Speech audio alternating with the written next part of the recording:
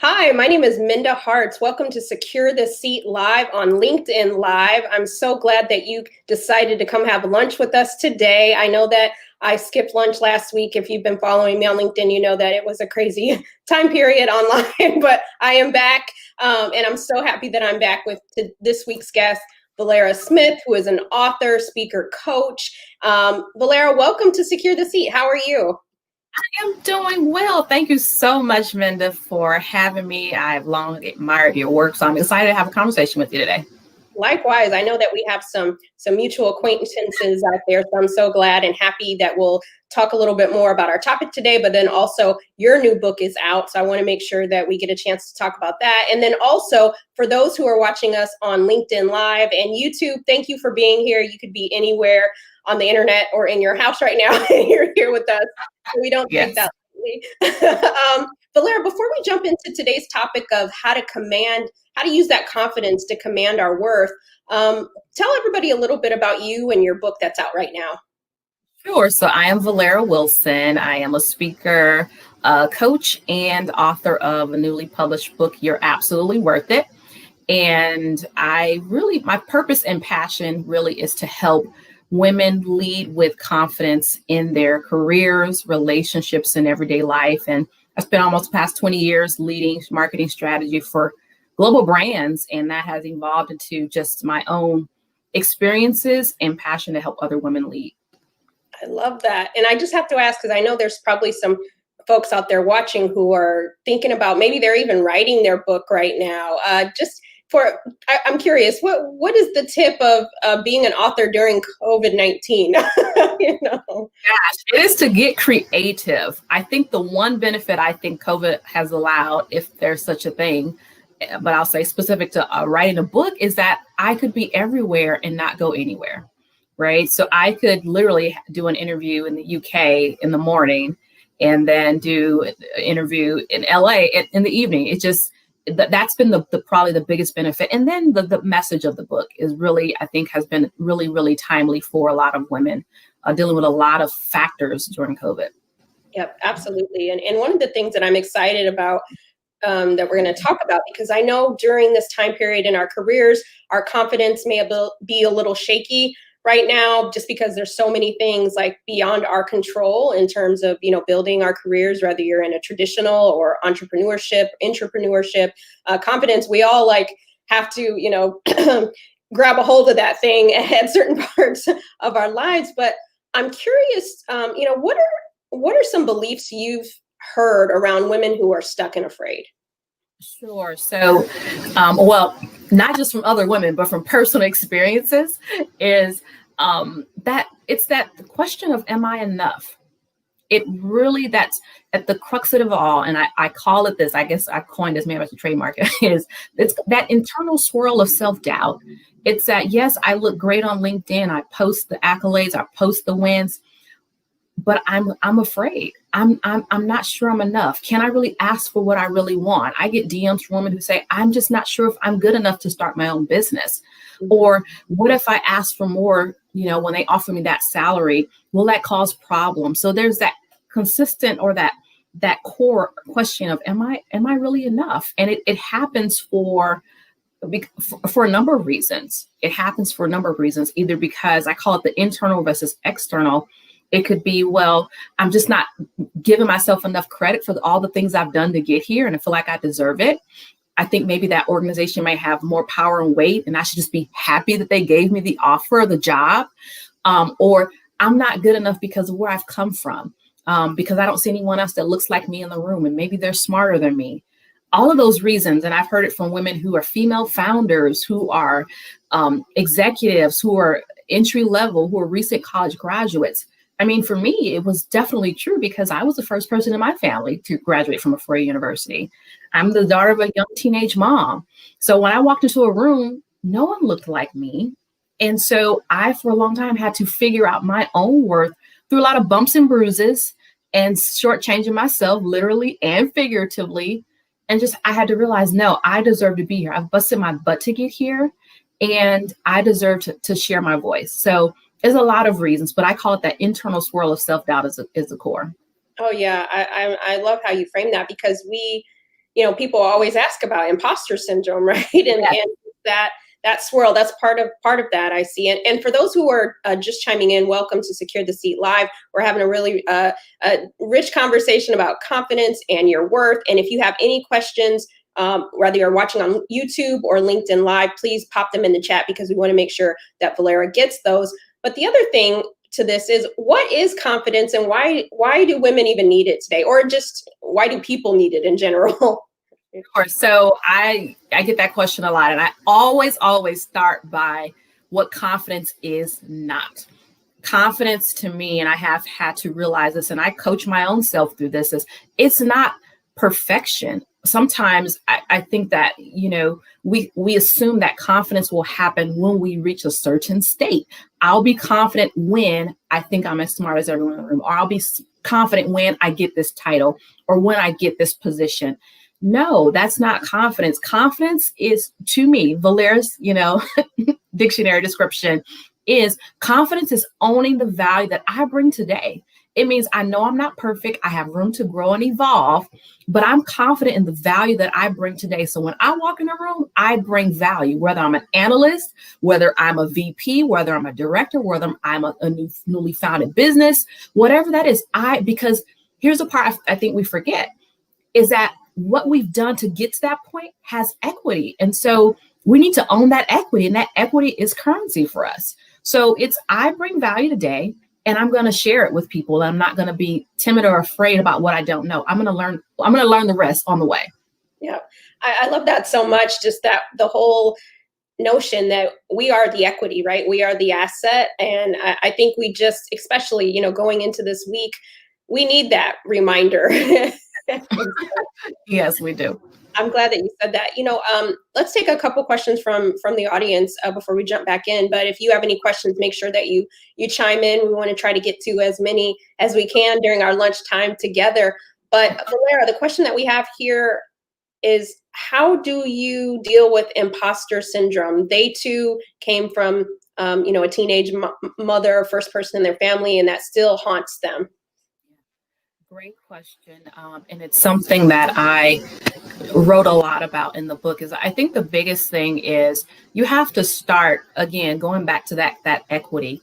Think about the sweat, the tears, and the time, and the money that you owe probably Navient, Sally Mae, whoever, to get to where you are. You can't discount that. We can't afford to discount that because it has the value, and recognize that whatever we have in our hands is what we can use today to bring that value. There's a reason why they invited you to the room. There's a reason why they hired you. Show them what you've got, essentially. Show them what you've got. And here's a tip. They may not appreciate it. They may not even celebrate it there. So the next thing I would say is go where you are celebrated. But the biggest thing I find is that when the noise gets loud in the back of your head, to know that it's exactly that. It's noise. It's not truth. I always like to say fear is not a fact. It's a feeling. And so when we start to feel like, okay, I'm not good enough, go to the root. Why do I feel that way? Go to the root and figure out why. And you'll start to uncover that. Share what you know right now. Own what you know. And do not dare discount what you've done to get there, because you're worth that. You're absolutely worth that seat that you have. Yeah. Oh, this is so good. And again, going into the new year, and you're just getting like this, Sam's Club sample from Velera. So make sure you go out and get her book. Where can they get the book, just so they know? Sure. It's on Amazon. You can get it right on Amazon. Velera Wilson. You're absolutely worth it. It's up there now. Yes, you are absolutely worth it. So remind yourself that constantly. As you were talking about that, recently I was in a situation where a really potentially amazing opportunity had come my way. And we've been through a series of conversations. And I remember telling someone close to me, like, oh my God, I can't believe they asked me to be a part of this, or even thought about, why they could ask, have they Googled me? You know what I mean? Like, why me, And, yes. And the same thing that you said, he said to me, Minda, you've worked really hard. Why wouldn't they ask you? And, the stories that we tell ourselves. So thank you for reminding us. It's true. It's absolutely true. I've done it a lot of times of my own. Like, I should just be happy that they invited me. So I can't afford to negotiate. I can't afford to ask for more. And we just, again, we shortchange ourselves when, like you just said, we've busted our butts, to get to where we are. We deserve it. Yeah. Why not you? Right. That's right. Why not you? I love that. And, jumping back into our questions, how do you help women find or gain their confidence? Curious kind of what your extended thoughts are on confidence. Can it be taught? I know that's a loaded question, but yeah. I find that confidence is either lacking or developed for a couple of reasons, or from a couple of sources. One I find is lack of information. And then the other one is inspiration or affirmation. So one is truly about the knowledge that you get. The other one is about how you feel about you. And so I really focus on both. No, I'd like to say I'm not I'm not a licensed therapist or anything like that, but I do go through a number of exercises with women. So the first thing is about information. When you have information, it is powerful. When you know how much money you should be asking for, you can walk into that room with a lot more confidence. So I do very practical things. I work with women both from like courses, as online courses, as well as actual guides, as well as one-on-one, as it relates to interviewing, as it relates to even relationships and dating, as it relates to negotiating. So very practical ways to help. And then the other piece of that is inspiration or, affirmation. So that was really where the book for me came in. I do a lot of content on, across social media platforms to really help women shift their mindsets, to really help them see themselves differently. And a lot of times I find that sometimes it's just a matter of challenging the way that we're thinking and why. And so it's important to get to the root. So most of the time people will start with saying, yeah, I'm just nervous of going on interviews. And I say, okay, why? And we go through those exercises, and inevitably I find that it goes back to something that happened 10, 15, 20, 30 years ago. And we start dealing with that. And so that's really the way that for me is really important. You can have all the inspiration to get to the mountaintop, but you got to know how to walk through the valleys of negotiation. So I merged the two together. Oh, that's awesome. I love that so much. We'll take a couple questions from there. I'm getting them from all directions. So a lot of them you're covering in your answers. But someone said that during quarantine, they lost their job that they had for over 10 years. Paraphrasing a bit, now they're trying to find a new job, but their confidence has kind of taken a hit because they haven't, had people respond to them. What advice do you have on how to get back on that horse or, tap back in? Sure. I first of all, I feel for you, because that is a reality for so many people, let alone women right now. And I think the most important thing to know is, I say this a lot of times because I went through a similar process a long time ago, losing a job, and I'm starting from scratch.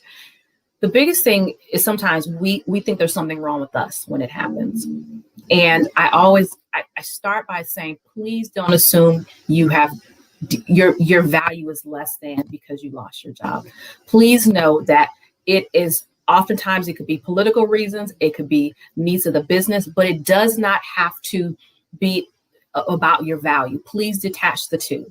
And then I need you to really take some time to really think about your plan. Sometimes it's an opportunity to think about what you want to do next. What do you want to do different? What do you want to do better? What do you want to do more of?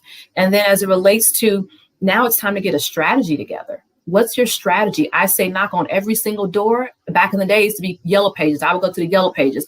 Whoever you need to ask, let everybody know in your network that you are looking for a job. It's about the tentacles you can get out there, the people that can know what you need. Keep going, keep going. Every no is really positioning for the yes. And I know that sounds cliche and it's hard to hear, but it's the truth. Get to the no faster. Keep putting out the resumes. Keep doing any and everything possible to get to your yes, because it's going to come. Yeah, that's great advice. And we're holding space for you. And we know so many people are experiencing that same feeling right now. And so know that, as Velera said, get those ones that aren't for you out the way as quick as possible so you can get to what's really for you. The other question that we have here is they're thinking about writing a book, but they don't know if they have the confidence to share their story because They don't have a large following. Oh Velera? boy, I could write a whole nother book on this one. Okay, so let me just break this one down for you. So I had low to no following, first of all. I self-published. I'm a first-time author. So every L that I could literally take for writing a book, I took it up front. I talked to a lot of people, literary agents, and it was like, well, what platform do you have? All these things. And it was starting to get discouraging until I realized, wait a minute, I'm not waiting for someone to say yes to me. I'm saying yes to me. I have a book in my belly and I'm writing it. And that whoever it's for, it's going to be for. And so that confidence has to come from the vision that you have from within. You can't wait for someone else to co-sign for you to say it's your right time. Only you and God, in my opinion, know that timing. So if you really know that right now it's in you, write the book. You never know who you're going to help. The second thing I think is to make it, you said you're not sure if you can be confident to share your story. Similar situation. I actually have some very personal experiences in the book about me that you don't find on LinkedIn necessarily, right? Because again, everybody's showing the highlight reels, oftentimes the professional front, but what about the part of you that's not so confident? So I had to take a risk as well. But here's why I did it. Is because sometimes the places that we are healed from, the places that we are growing from, are the very place that people are struggling in. And when you don't share that, sometimes you can be sometimes the catalyst for someone else's healing and growth. Yeah. So if you can participate in that, why not? It might feel a little, scary to show your sleeve, but guess what? The benefits are going to outweigh the cost. So put it out there. Whatever it's supposed to do is going to be a blessing to somebody else. Amen. Amen. Yes. I do believe that to be true. And you know what?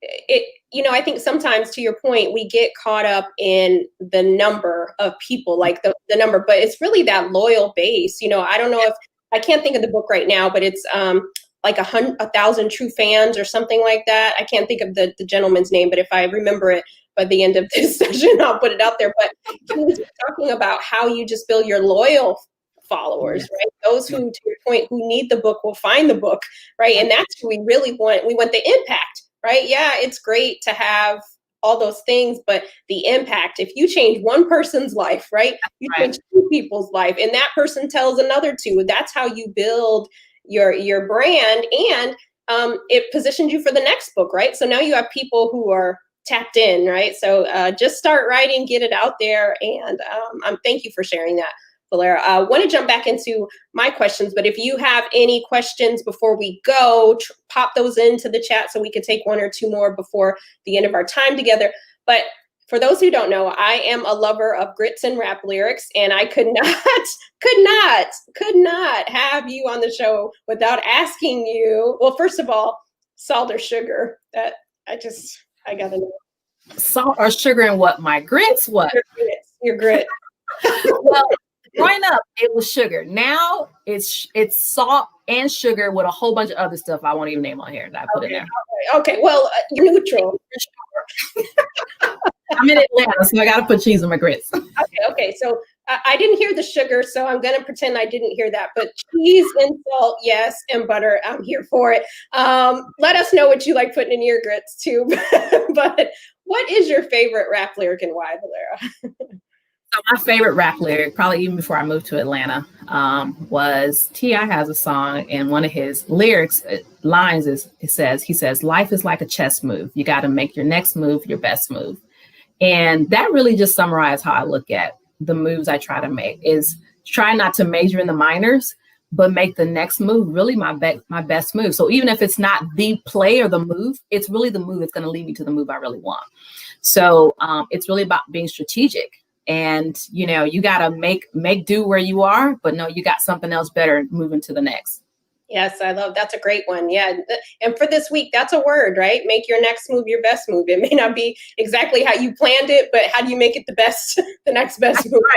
Right. So I love that. And the other question I wanted to ask you is, for our leaders watching today, what's one tip that you have to make the workplace better than we found it? Sure. I think the biggest thing right now, and you've heard it, you've said it, and I co-sign on it completely. I agree, is at the end of the day, who's at the table? If they're all looking like you, then that's probably a problem, because the unfortunate reality is that in most industries, the customer is not just uniform. They look different. They act different.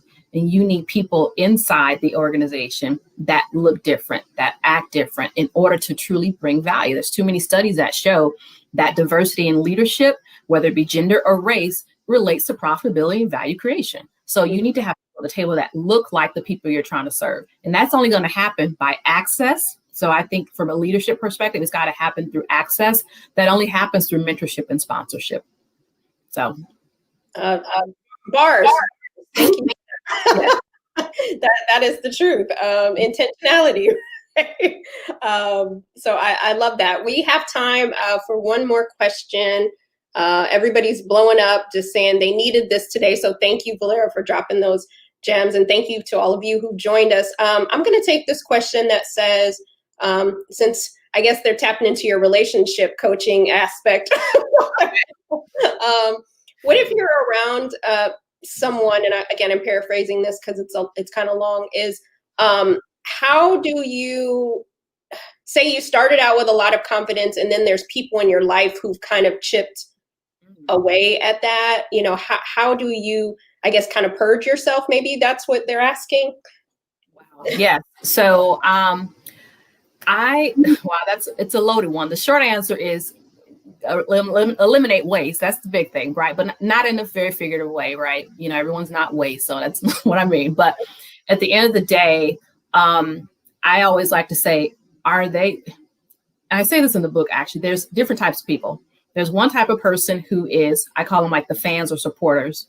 That's your circle. And those are people that you can genuinely see are supporting you and are happy for you and pushing you to your greatness. Then there's another group that really is not supportive. They're just kind of there pulling weight, you know, and distracting from your vision. Those are people that you probably need to spend less time with, a lot less time with, because at the end of the day, you will go where your associations go. It's impossible for them not to impact you. So you got to spend your time with the tribe that's celebrating you. I even make a quick plug for another book, Dr. Darius Daniels, Relationship Intelligence is something I'm even studying, right now. And he talks about friendship versus associations versus everybody else. It's a really good book because so often we waste time with people that aren't taking us anywhere. So if you got places to go, you need people in the car that want to go the same direction. Absolutely. That's a word. So yes, if for some reason, I know that the people here right now, it's not just us that need this message today. So make sure that you share this LinkedIn. It will post on my page. I'll tag Velera, but also you can hop on over to YouTube and put in Secure the Seat Live and it will be there. So make sure you share that because we're in a climate right now. I mean, even more so right now, where I do feel like we're questioning ourselves a lot. We're questioning that next move, right? Mm-hmm. And you are your best thing, as Toni Morrison said. And so Velera has dropped so many gems. We're just about out of time. Thank you so much for being here. Before we go, tell people how they can find you, work with you, hire you, support you, all the things. Sure. So you can grab the book. That's on YouTube. You're absolutely worth it. Velera Wilson. That's with an E, Velera Wilson. You can also find me at velerawilson.com about all the work that I do. You can follow me across all the social media platforms at A Positive ID on IG and Twitter or Velera Wilson. Yes. And tell someone else about her book as well, because, success is not a solo sport. We keep building when we tell people, about the good work that we hear, right? That's how we can help others secure their seat as well. Again, thank you all for your time here with us today. Make sure that you connect with both of us. My information's on the screen here. And then we'll see you next week right here with a new guest. We'll have lunch again at noon Eastern time. So in the meantime, know your worth. Think about all the gems. Replay this because that's the thing. Velera, any last parting thoughts you'd like to leave the group? Sure. I would say to any woman right now, there are a lot of factors and a lot of things that we're all dealing with respectively. I would not pretend to know everyone's situation, but the reality is that we're dealing with a lot. And I will say that regardless of where you've come from as a woman, wherever you're trying to go, whatever that is, you are worth that thing. Pursue it relentlessly as if your life depended on it, because your purpose, you're thriving, it does, your legacy, your earning potential, it really does depend on those things. So pursue it. Don't let anyone talk you out of it. I'll just give a perfect example. I didn't have a platform. Again, I was a nobody. I'll get like say I was an L, right? But through vision and purpose, I probably sold more books in the past week than I would have ever imagined in my life. So I need you to believe in yourselves, ladies. Doesn't matter what anybody else thinks. And that's that, right? That is what it is. I'm so glad that you didn't listen to imposter syndrome or that voice of fear, and you knew your worth and you leaned into that confidence. And so, thank you for the work that you're doing. And then one of the things that I don't typically do on this version, but I want to do this because I think it's very important, is I want to give a couple of books out of Velera's new book. And so if the first two people that share this on their LinkedIn page and tag us, you're gonna get an autographed copy of a book. So I'm gonna give away 2 that I'm gonna buy, and I'm gonna see if I could pull a couple strings and get it signed for you. So here's the thing: it's gonna post on YouTube in about 5 minutes after we record this, or right now. So when we end, it's gonna post. Share it on LinkedIn. The first 2 people who share it and tag us, you will get it. But anyway, just give the gift of giving it, right? Give this message to other people. But my gift to you, the first 2 people who share it from the YouTube link. So you got to put in a little bit of work. Okay, so go to YouTube. Again, great to see you all. We'll see you back here next week. Thank you, Velera. Thank you so much, Minda, for having me. Like I said, I love your work, and thank you for everything that you're doing for women. Thank you so much. All right, we'll see you all later. All right, bye all.